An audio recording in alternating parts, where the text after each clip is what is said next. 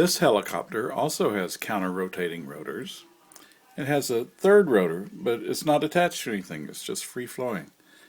The controller controls the speed of the rotors for more lift, so up and down, and then there's a right and left, which makes one of the rotors slow down to turn to left or to the right. And there's also a trim control.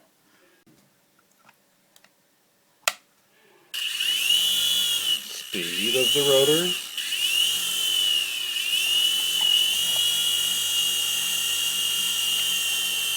Controls the speed of the lower.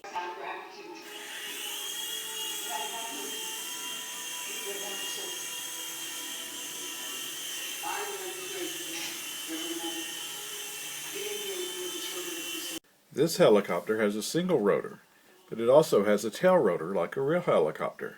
The speed of the rotor, the main rotor, controls the altitude, and the turning of the rear rotor controls which direction it goes. This also has up and down, left and right, and trim buttons.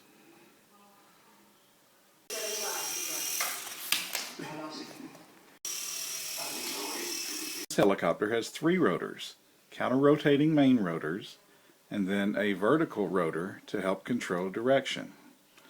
The controller has up and down, which controls the speed of the rotors, but also left and right, forward and backward. This one is truly maneuverable, and has a cage to keep the rotors from being damaged when you inevitably hit a wall.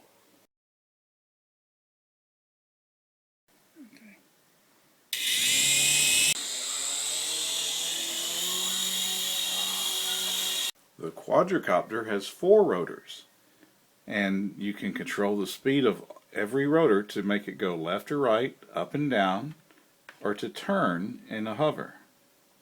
You can also control the video.